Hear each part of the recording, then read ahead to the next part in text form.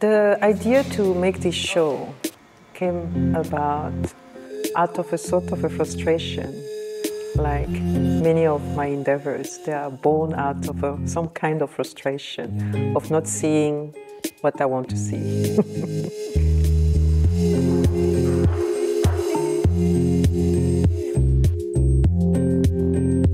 I've been a very close observer of everything that has been coming about, and be it, you know, the output of artists, but also what the market has done, what institutions have done, what independent spaces have done in this field,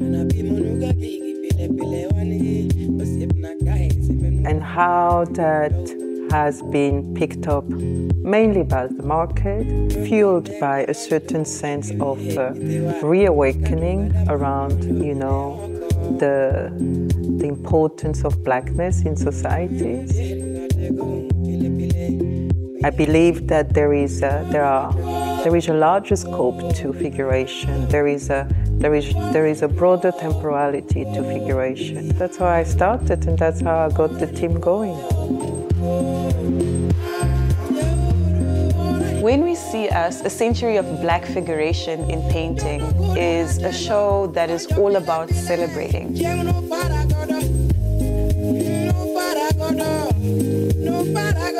It's a show that is underpinned by a theme of black joy, and it's about black people seeing themselves, expressing themselves, and asserting themselves in their own terms.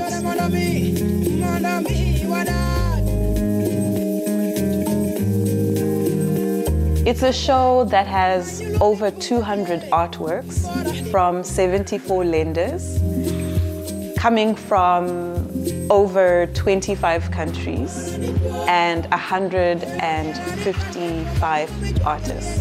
It's a massive show. And what we wanted to do with this exhibition was to show that there's been a very important historical continuum of black portraiture or black figuration.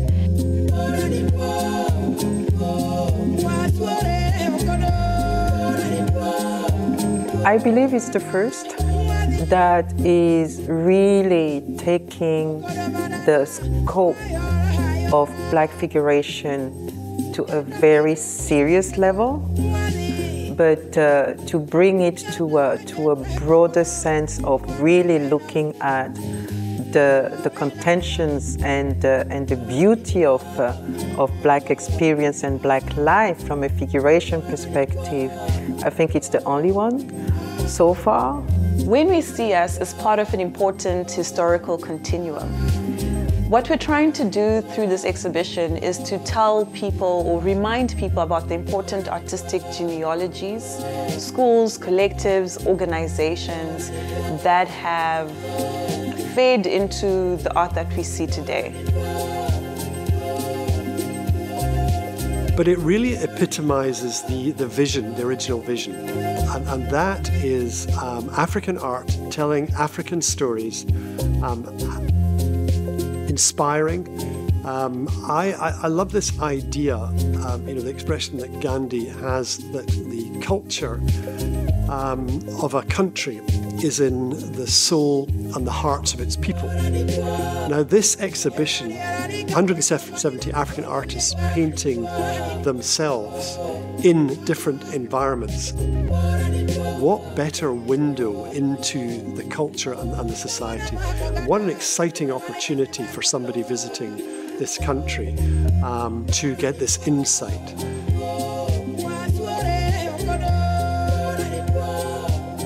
Defined a lot of things that I'm doing in life. I've gotten to love the continent and never felt that it was represented properly in the rest of the world. I would say this is sort of my dream show, and I had nothing to do with it, which was fantastic, but it's sort of my dream show simply because it is so broad and it spans 100 years of art history, but it's portrayed in an innovative and new way, curated in such a fresh way where you have, you know, works that are 90, 80, 100 years old together with works from the 21st century, and just that juxtaposition in a way makes old and new, young and older artworks come to life in a very different way, in a contextual way, and we are not walking through art history. We're looking at themes that the shows have been curated around, which I think is very, very exciting. So what got me kind of into this idea of building a collection is this show. It represents all of it, so I'm very grateful for that. The other layer that I think is very important for me is the transtemporality. First of all, figuration is a very old canon of artistic practice and of art history. I mean, I don't have to educate anyone about that. Figuration is at the beginning and at the end of all pictorial kind of practices. Then just to say that, so all these books, and there's some still being ordered that need to be bought, plus 3 TV screens have now been added to the timeline. I have a feeling that with the timeline you have a broad framework, right? And then on site we can We got a formal invitation to participate in the design work for this exhibition from Koyo and Storm and the rest of the team. And I mean, it was a no-brainer, you know, because number one, the curatorial project is so important, you know, this idea of placing ourselves as Black people within the kind of big diaspora of Black creative art. That's my politics as well, that's my shared vision. So the curatorial project was very attractive and it was a no-brainer, but also the team, you know, the team at Zeitz MOCAA, phenomenal, creative, friendly, and, you know, just joyful team to work with.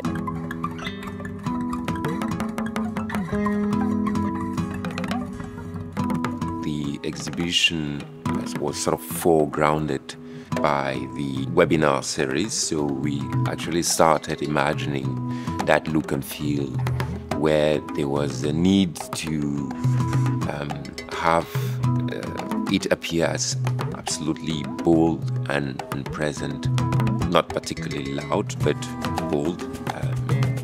So we created something that would sort of speak to the very verbal and discourse-oriented.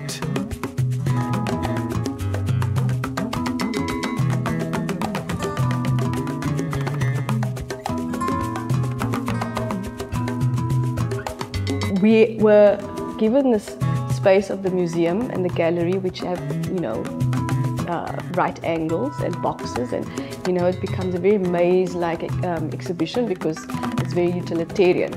But what if we imagined these themes to actually mess with that kind of containment? So I made these drawings of, you know, the content actually going out of the walls, right? And then how do we begin to link these themes, you know, because some of the themes would then spill over to the other room. But how do we link it so that it actually becomes one room or a sense of one room? And how do these new walls begin to actually usher people through? So you also see how it inspired these sort of gathering points where you would gather around key points of the exhibition, which sort of parallel with the themes, the sections. And then also start building the shapes of the, you know, the walls with this sort of rounded. So this very welcoming feel that was installed by Wolf's architects.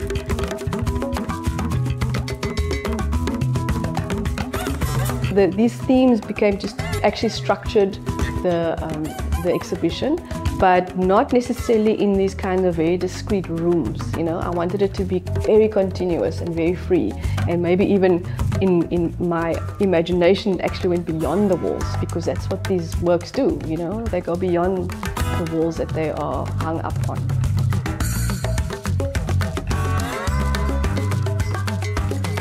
Reddish and green also helped know where we could install those programs. And so it was decided that it was better, for instance, for the wall text and title to occupy lower part of the walls to sort of offer more space to the works which are more important.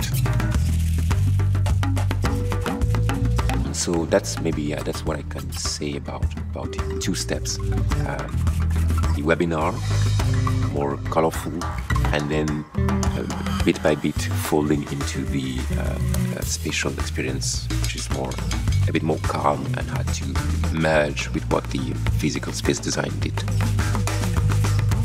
The timeline was an important piece. We received data from the museum, which was the result of an important and extensive research on the various things, the schools, the institutions, the artist names, the major dates, the political events. So it was about reorganizing those elements in a way that would make sense for a public, but at the same time not trying to have a clustered object, very hard to access.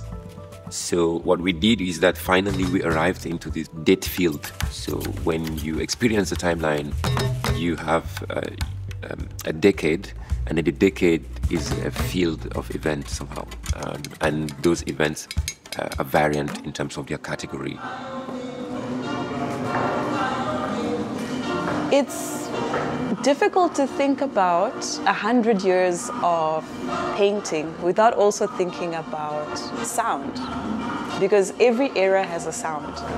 So we absolutely had to collaborate with South African composer Neo Muyanga, who brilliantly came up with a sonic translation or a sonic design of the exhibition.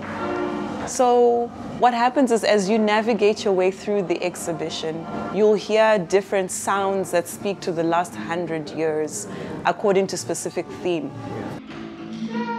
It was important for me to be a part of this show because I think this museum is such an important center for art for the continent and for the diaspora. And I wanted to bring an archival response to the show.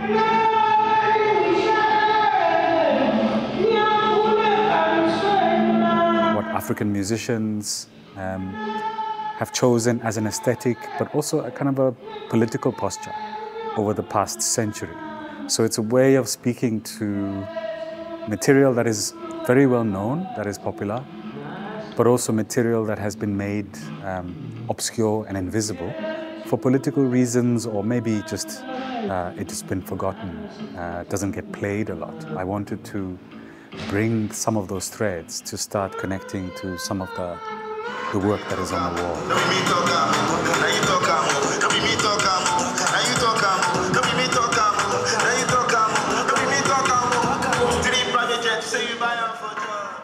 The process for me involved first hearing about what the different thematic rooms represent, the idea of the everyday, the idea of sensuality, spirituality, how all those themes interact with one another.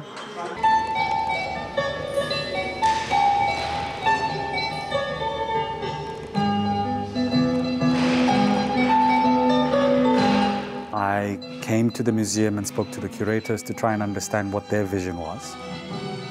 I had a chat to the architect who designed the spaces, Ilse Wolf, to understand a bit more about what was shaping it for her in her mind.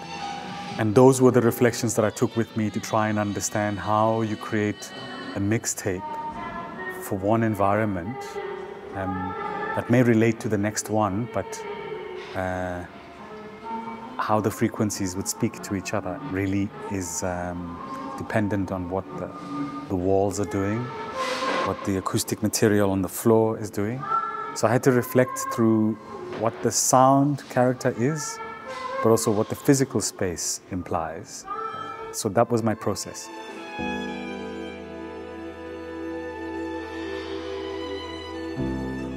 Whew.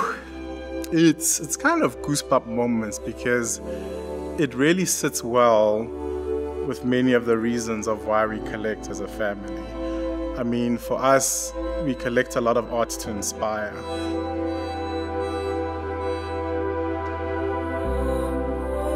And so a large amount of our collection sits in entrepreneurs' offices across the continent. So you'll find our art in Yoko's offices here in Cape Town. You'll find them in Flutterwave's offices in Nigeria. And these are tech entrepreneurs building the next category-defining businesses for this continent, who then have this art around them on their walls, inspiring them daily.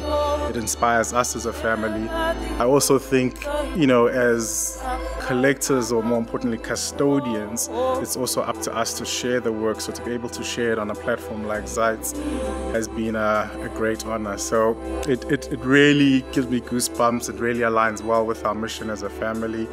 So yeah, very, very great honor.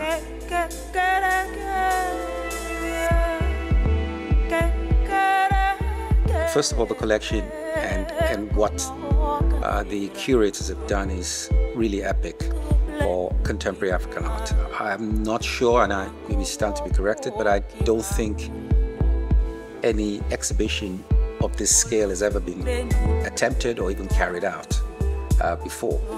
So, and the importance really is about the conversation of contemporary art on the continent, and not just on the continent, in the diaspora. We're happy to have the opportunity to participate in this type of, in this exhibition.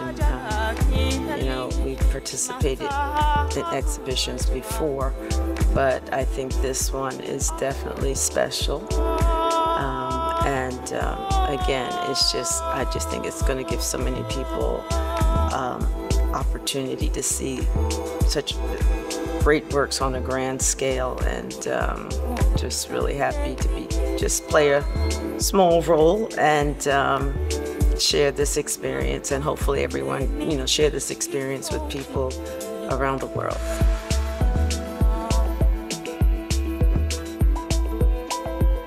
The conversation that was going on at the time, where we also had liberation movements, we had anti-colonial movements, you know, we had human rights issues in America. And all of this was happening at the time a lot of these contemporary works were being created.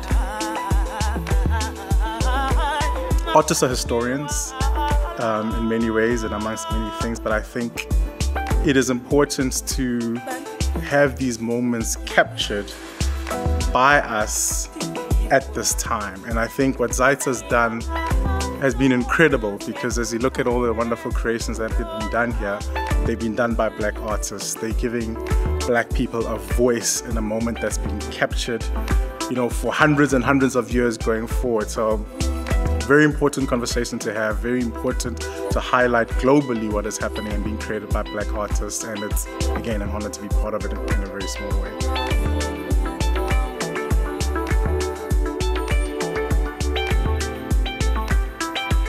One thing that's been important is and one of the reasons that we took our collection to so many other museums to share it, was to show people who were not familiar with the work of Black artists that Black people do the same things as everyone else. You know, not everything that a Black artist produces can be considered protest art. We're not showing people in chains and being whipped in bondage. These are people who are sitting at home reading a letter, or dancing, or sitting in a bar, or enjoying the outdoors. These are everyday things that Black people do, just like anyone else who is living and enjoying their life. You know, there's a vibrancy and a love of life that comes through all of the work that I've seen.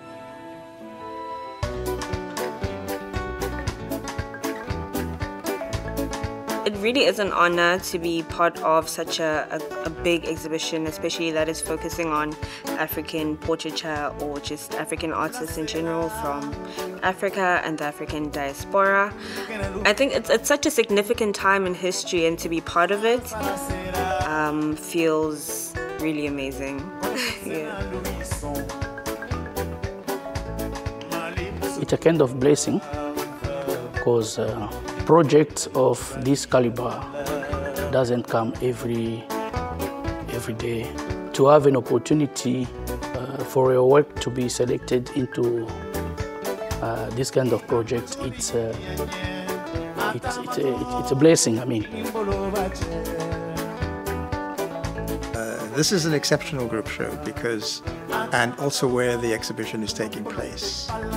I think that for Cape Town to have this vast history of African painting practice to be on display is an exceptional opportunity, firstly for Cape Townians, and then for the rest of Africa. So it's very rare to get this volume of information about what Africans have achieved in the visual arts, particularly in one field of it, which is painting. Well, to me, this is simply a mirror of who we are, self-reflection, putting the gaze back on us and interrogating who we are as a people. I feel like in this moment, I am like a continuation of people that have come before me. And so when I look at some of the artists that are in this exhibition, it's like I am because they were, And so when I think about when we see us, it's like collectively, like we can see ourselves, and that makes me feel incredibly happy. So the exhibition, of course, comes with a large program. There is an editorial program, there is a discursive program, and there is even a closing conference project around the exhibition. I really wanted to have the voice of creative writers. I wanted the voice of novelists, I wanted the voice of poets, who also are part of the narrative of the Black experience in ways that are a little bit different than curators do or art historians do. The entire exhibition that will run at Zeitz MOCAA will also be accompanied by a long process of webinars, critical discourse that have started already. They started 6 months ago, before the exhibition even opened. And during those webinars, we are bringing scholars, of course, curators, writers, thinkers. I hope they feel enchanted and uplifted and excited.